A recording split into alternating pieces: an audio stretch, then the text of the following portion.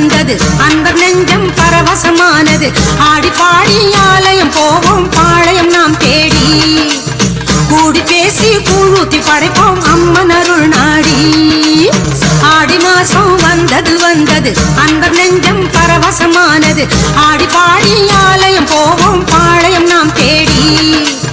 கூடி பேசி கூழூத்தி படைப்போம் அம்மன் அருள் நாடி.